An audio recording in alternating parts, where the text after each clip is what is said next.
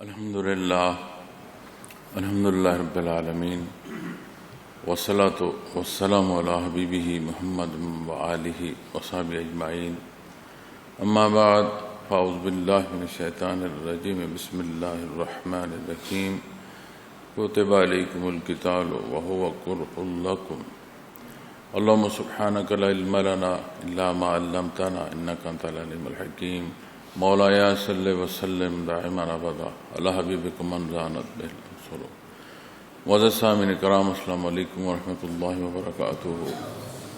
ارشاد فرمایا گیا ہے کہ تم پر جہاد لڑنا فرض کیا گیا اور وہ یعنی تباً تم پر گراں گزرتا ہے۔ اس آیہ کریمہ میں اللہ جل شانہ نے جہاد کرنے کا حکم عطا فرمایا۔ گزشتہ بیان میں نے جہاد سے متعلق قدر تفصیل عرض کی۔ بنیادی بات سمجھنے کی ضرورت ہے کہ قادر مطلق کا حکم ہے اور اللہ جل شانہ کی ذات پر جو ایمان ہے، جو بنیاد ہے توحید، اللہ جل شانہ کی شان ربوبیت کا اقرار ہے اور محتاج کی ہر طرح اور ہر پہلو سے جو احتیاج پوری فرمانا اس ذات نے اپنے ذمہ لیا ہے۔ تو اسی ضمن میں جہاں بات حیات سے متعلق ہے تو اس میں انسان کو بحیثیت مسلمان اللہ کریم فائدہ عطا فرماتے ہیں۔ جہاں بحیثیت جان کے پہلوؤں میں بحث آئے وہاں بحیثیت مسلمان انسان کو فائدہ نصیب ہوتا ہے۔ اور جب بات جہاد کی آتی ہے تو یقیناً جو خیال آتا ہے وہ یہ آتا ہے کہ ایک ایسا تکلیف دہ عمل ہے جس میں وجود زخمی ہوتی ہیں، وجود کے چیتھڑے اٹھتے ہیں، اور نہ صرف زخموں کی بات ہوتی ہے بلکہ گردنیں اڑ جاتی ہیں، ظاہری طور پر موت واقع ہوتی ہے۔ مزاج انسانی ہے، بے شمار پہلوؤں سے اسے محبت ہوتی ہے، بے شمار چاہتے ہوتی ہیں، جن میں بہت بڑی چاہت، بہت بڑی پسند جو ہے وہ اپنی جان اور اس جان کی حفاظت ہے۔ کیونکہ یہ دیکھنے میں آیا ہے کہ مال کی بڑی محبت ہے، لیکن بالعموم جب جان پر بنتی ہے تو لوگ مال چھوڑ دیتے ہیں کہ جان بچ جائے۔ بالعموم بات کر رہا ہوں، لیکن یہاں جو ارشاد فرمایا جا رہا ہے کہ وہ یہ ہے کہ تم پر جہاد فرض کیا گیا ہے، وَهُوَ كُرْهٌ لَكُمْ، اور تمہیں وہ گراں گزرتا ہے، تو یقیناً ایک سختی کا عمل ہے جس میں سے گزرنا ہے۔ لیکن جو بنیاد ہے ایمان ہے، اور نبی کریم صلی اللہ علیہ وسلم نے سے سب سے بڑا ایمان کی شاخ جو ہے جسے ارشاد فرمایا ہے، جب کامل یقین ہو اللہ جل شانہ کی ذات پر تو بندہ دوستوں کی دوستی کا یقین کرتے ہوئے کتنی بار ایسی جگہ سے گزر جاتا ہے جو پرخطر ہوتی ہے۔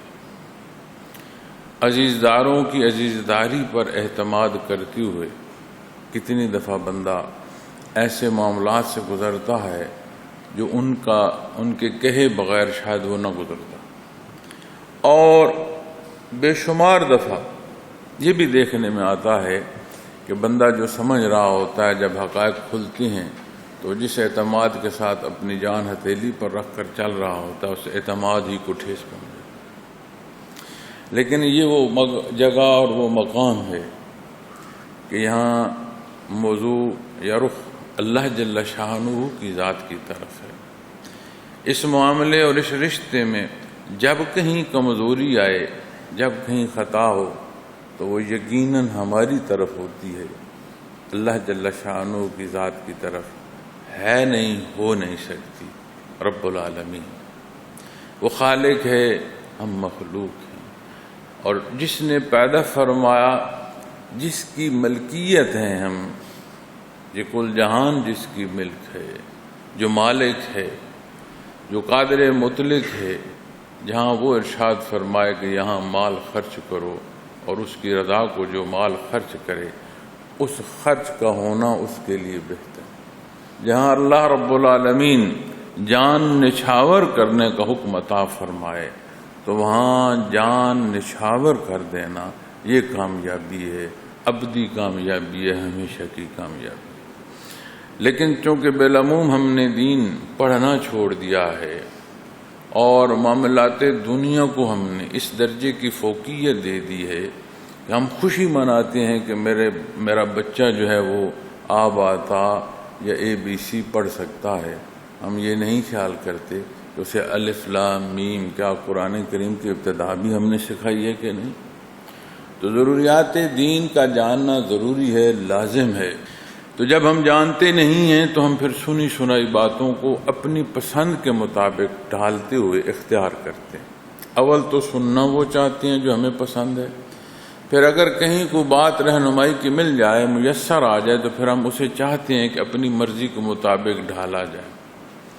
دین اسلام بڑا واضح ہے اور اس وضاحت کے ساتھ بیان ہے کہ کہیں کوئی ایک نقطے کی جو کمی بیشی تو کجا شکوک و شبہات تک کی گنجائش نہیں۔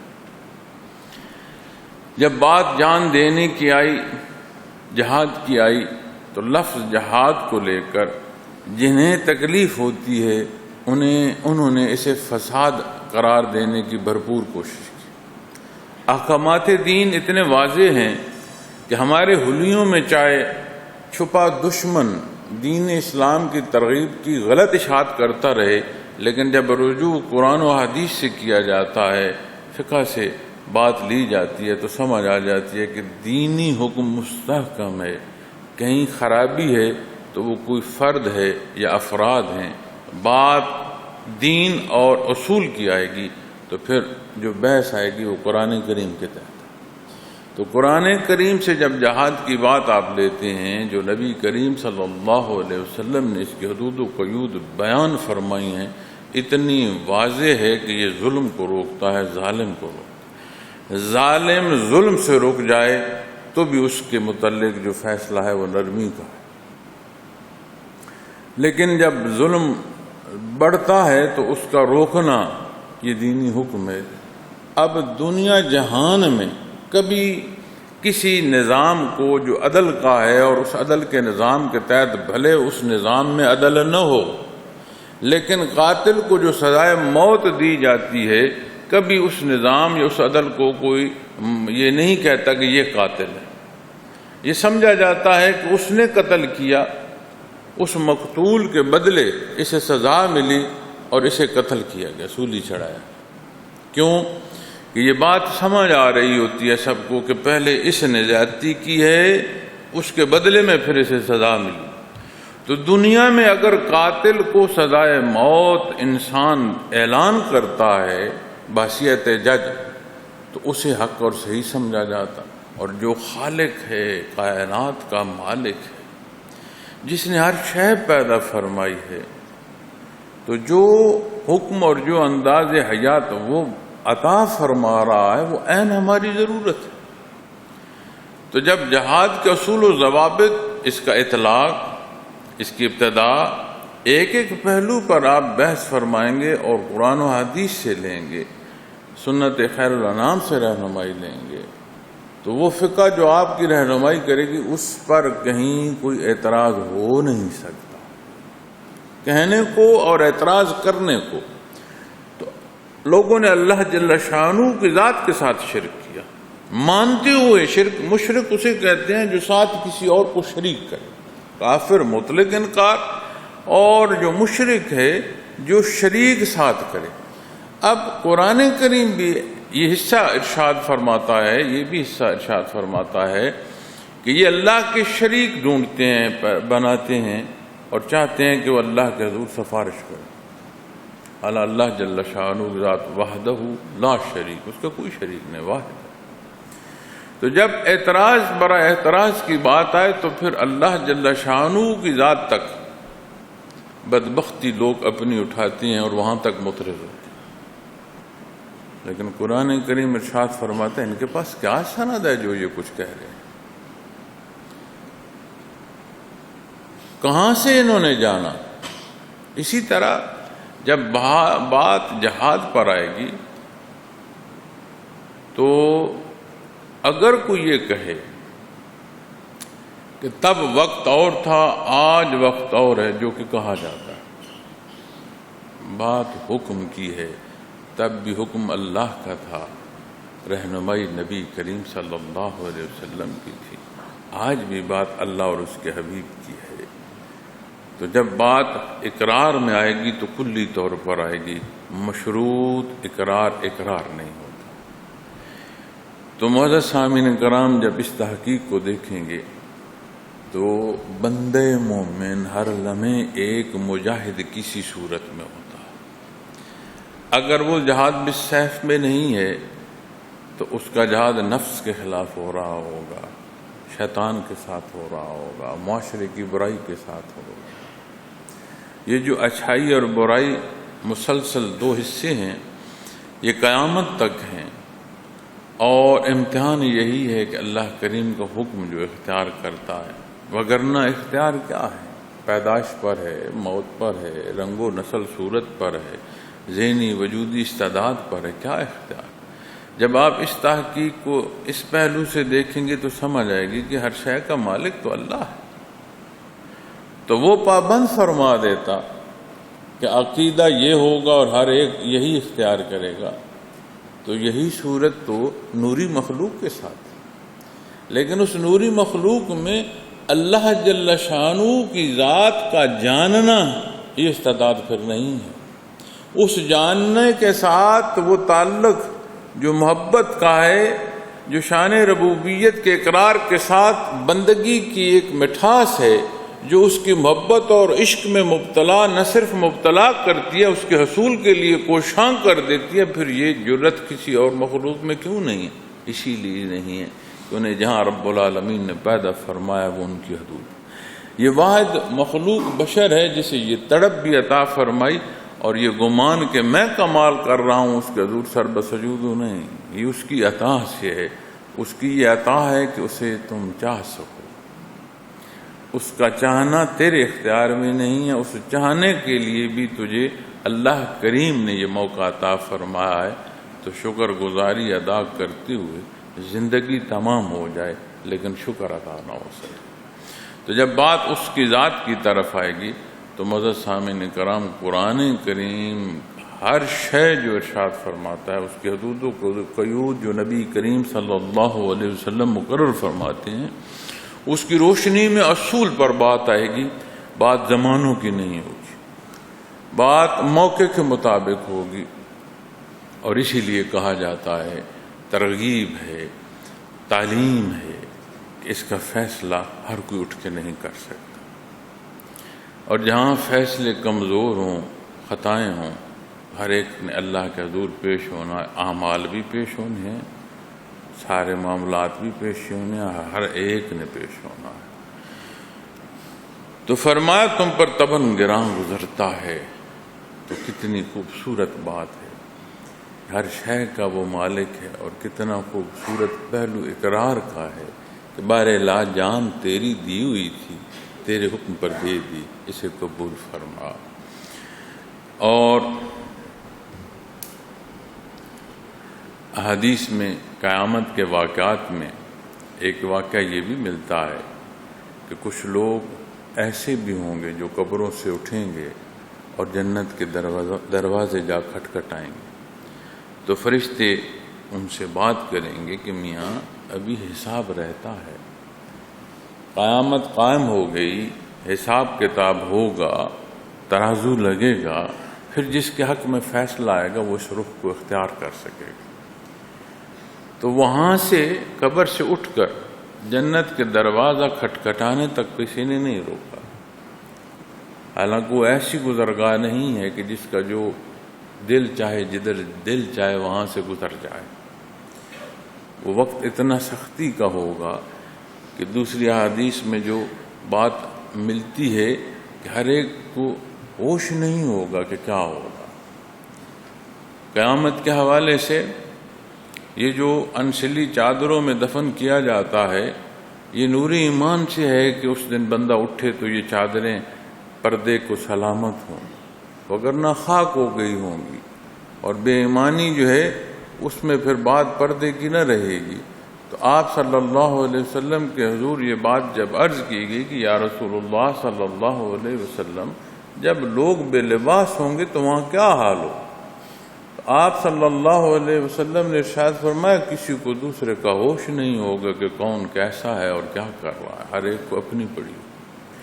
اس وقت اور اس نازک موقع پر قبر سے اٹھتے ہوئے وہاں تک پہنچنا یہ بھی اللہ کی عطا ہے۔ تو وہ پھر اللہ جل شانہ کا حضور دعا کریں گے، عرض کریں گے بار الہ تو انہیں جو کچھ عطا فرمایا ہر شے کے ساتھ پھر تیری جو جان عطا کرنا ہے بار الہ تیرے حکم پر ہر شے قربان کر۔ اور وہ پھٹے وجودوں کے ساتھ اللہ کے حضور ارزاں ہوں گے اور عرض کریں گے بار الہ تیرا فرشتہ کس شے کا حساب مانگتا؟ حکم ہوگا کہ جنت کے دروازے کھول تو یہ جس دروازے سے گزرنا چاہیں گزر جائیں۔ تو آج اگر جہاد کو فساد کے پہلو سے دیکھا جائے تو فساد وہ ہوتا ہے جو ہم اپنی خواہش کے تحت کرتے ہیں۔ اللہ کے حکم سے جو جہاد ہوتا ہے اس میں فساد نہیں ہوتا، اس میں علاج ہوتا ہے۔ تو علاج فساد نہیں ہے۔ خواہشات کی پیروی میں جو دوڑ ہے وہ فساد پیدا کرتی ہے کہ میں اپنی پسند نافذ کرنا چاہتا ہوں۔ تو اس نزاکت کو سمجھتے ہوئے اور اس موضوع کو اچھے اور بہتر اور سہل انداز میں بیان کرنے کی ضرورت ہوتی ہے کہ علماء ہم جیسے کم علم لوگوں کو اس پر ایسی تحقیق اور ایسا سہل انداز سے سمجھاتے رہا کریں تاکہ یہ موضوع ہمیں ازبر رہے، اس کی جزیات ہم جانتے ہوں، تاکہ جتنا فساد پھیلایا جاتا ہے کہ جہاد کا نام لے کر کے جی اس سے یہ نقصان ہے اور یہ حالات ہیں، تاکہ اس کا تدارک ہوتا ہے۔ تو چونکہ بات سختی کی ہے تو فرمایا گراں گزرتا۔ وَعَسَىٰ أَن تَكْرَهُوا شَيْئًا وَهُوَ خَيْرٌ لَكُمْ، فرمایا اور ہو سکتا ہے کہ ایک چیز تمہیں ناپسند ہو اور وہ تمہارے لیے بہتر۔ بچہ چمکتی شے اٹھاتا ہے اس کو اس کی چمک بھا جاتی ہے، اور اس کے والدین اس کے ہاتھ سے وہ جو چمکتی شے چھری کی صورت میں ہے، خنجر کی صورت میں ہے، وہ لے لیتے ہیں۔ کیوں؟ تو وہ تو اس کی چمک میں گم ہو رہا ہے، اسے نہیں معلوم کہ یہ چمک اسے نقصان پہنچا سکتی ہے۔ آگ کا انگارہ دہک رہا ہے، اس کی وہ روشنی بچے کو بھلی معلوم ہو سکتی ہے، جس کا ذہن کام نہ کر رہا ہو اسے اچھی لگ سکتی ہے۔ اگر وہ سمجھدار عمر ہو، ذہن کام کرتا ہو، تو اس چمک کی حدت اور اس کا جلانا یہ بندے کو وہاں اسے ہاتھ میں لینے سے پہلے سمجھ آ جاتا ہے۔ لیکن جو نہ سمجھ ہو تو اس کے لیے انگارے کی چمک اسے اپنی طرف محو کرتی ہے، اور اگر وہ بڑھ کر اس سے ہاتھ میں لینا چاہے تو اس کا انجام یقینی ہے کہ وہ ہاتھ جل جائے۔ تو جو والدین ہیں وہ اس کے بچے کے ہاتھ کو روک لیتے ہیں، نہ صرف روکتے ہیں بلکہ جب وہ چیختا چلاتا ہے تو اسے کوئی بہتر شے دے دیتے ہیں تاکہ وہ بہل جائے، اس کا دھیان اس طرف چلا جائے۔ ہمیں معلوم ہے کہ ایک ناسمجھ کی پسند و ناپسند کیا ہے، ہمیں معلوم ہے کہ اسے کیا بہتر ہے اور اس کے لیے کیا نہیں بہتر۔ جو رب العالمین ہے، جو 70 ماؤں سے زیادہ اپنی مخلوق کو پیار فرماتا ہے، تو اسے نہیں معلوم؟ تو وہ جو فرما رہا ہے کہ تمہیں یہ گراں تو گزرتا ہے، لیکن اسی میں حیات ہے، چونکہ یہ اصول ہیں، یہ ضابطے ہیں، اور اصول و ضوابط کے تحت ہی نظام ہوتا ہے تو استفادہ ہو سکتا ہے، وگرنہ فساد پھیلتا ہے۔ تو فرمایا اور ہو سکتا ہے کہ ایک چیز تمہیں ناپسند ہو اور تمہارے لیے بہتر ہو۔ تو بات جو میں نے ابتداً عرض کی کہ جو ایمان ہے، جو بنیاد ہے، اس کا مضبوط اور راسخ ہونا ہر نقطے سے پردہ اٹھاتا ہے اور بندہ سمجھتا ہے، اس کے اقرار کے ساتھ یقین نصیب ہوتا ہے۔ اور وقتی طور پر جو تمہیں تکلیف محسوس ہو رہی ہے، گراں گزر رہا ہے، اور تم سمجھ رہے ہو کہ یہ ایسا سخت ہے، لیکن اسی سختی میں تمہارے لیے بہتری ہے۔ اور کتنی دفعہ ہم زندگی کے تجربات میں سے گزرتے ہیں، ہم کسی کام کی ابتدا بڑے شوق سے کرتے ہیں، ہم سمجھتے ہیں کہ یہ بہتر ہے۔ دو دوست یا دو انسان اکٹھے چلتے ہیں کسی عہد کے ساتھ، کسی سوچ کے ساتھ، کسی چاہت کے ساتھ، اٹھتے قدم، گزرتا وقت شہادت دیتا ہے کہ ایسا نہیں ہے۔ جو سمجھا کہ ایک سوچ لے کر چلے ہیں تو ایک سوچ نہ تھی۔ نتائج تک جب ہم پہنچتے ہیں تو پھر ہم اپنے عمل پر ہم کو بحث کرتے ہیں، اسے کوس رہے ہوتے، یہ غلطی ہو گئی، جو سمجھا ایسا تو نہ تھا۔ یہاں بات اللہ جل شانہ ارشاد فرما رہے ہیں جو علیم ہے، جس کے دست قدرت میں ہر شے ہے، تو وہ فرماتا ہے ایک چیز تمہیں ناپسند ہو اور وہ تمہارے لیے بہتر ہو، وَعَسَىٰ أَن تُحِبُّوا شَيْئًا وَهُوَ شَرٌّ لَكُمْ، اور ہو سکتا ہے کہ تم ایک چیز کو اچھا سمجھو اور وہ تمہارے لیے بری ہو۔ دونوں پہلو، کہ جہاں تم اپنی سوچ کا اطلاق کرو گے تو وہاں بات خطا کی آئے گی۔ اچھا جان رہے ہو جانے برا نکلے، برا جان رہے ہو جانے اچھا نکلے، لیکن حکم اللہ کا ہے اور وہ بہتر جانتا ہے، اور بہتری اسی اقرار کے ساتھ اس عمل میں ہے، اس عمل کے تحت ہے۔ واللہ یعلم وانتم لا تعلمون، اور اللہ جانتے ہیں اور تم نہیں جانتے۔ یہی گزارشات پیش کر رہا ہوں کہ اللہ کریم بہتر جانتے ہیں، ہمیں نہیں معلوم، اور یہی ہمارا ایمان ہے، یہی ایمان کا تقاضا ہے۔ جب ایمان ہے یہی، تقاضا یہی ہے، تو پھر باعمل ہونے تک کیا رکاوٹ ہے؟ میں نے کل بھی عرض کیا، زندگی ہے، معاملات ہوں گے، معاملات ہوں گے تو واقعات کا زیر و بم آئے گا سامنے، خوشی ہے تو دکھ ہوگا، کہیں کامیابی ہے تو کہیں ناکامی کو شاید دیکھنا پڑ جائے۔ تو زندگی کے زیر و بم میں اپنے معاملات کو اللہ کے حکم کے تحت ہم لائیں۔ مسائل کا بھی حل ہے، یہ جو ہمارے اندر تلخیاں ہیں یہ محبتوں میں بدل سکتی ہیں، جو مسائل ہیں یہ حل ہو سکتے ہیں، معاشرے کی تلخی مٹھاس میں بدل سکتی ہے، لیکن بنیاد وہ حصہ ہے کہ ہم کر کیا رہے ہیں۔ اللہ جل شانہ کا حکم ماننا نہ صرف دار دنیا کی کامیابی ہے، ابدی کامیابیوں سے ہم کنار کرتا ہے۔ اللہ جل شانہ ہماری غلطیاں اور گناہ معاف فرمائے، توفیق عمل عطا فرمائے۔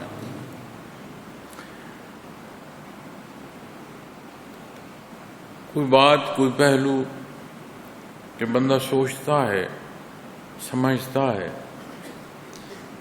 اور پھر عمل کرتا ہے، لیکن عجیب بات اور عجیب حال ہے کہ ہم جاتے جاتے نادانی میں مبتلا ہو جاتے، کوئی وجہ بھی سمجھ نہیں آتی۔ اگر کوئی گرا تو سمجھ آئی کہ اس کا پاؤں پھسلا، کسی شے سے اس کا پاؤں اٹکا، ہماری تو گرنے کی سمجھ بھی نہیں آتی کہ جاتے جاتے ہم ایسا گرتے ہیں کہ زندگی میں تلخیاں جو ہیں وہ پیدا ہو جاتی۔ اللہ کریم ہے، غفور الرحیم ہے، اسے پسند ہے، محبوب ہے، مخلوق کو معاف فرماتا ہے۔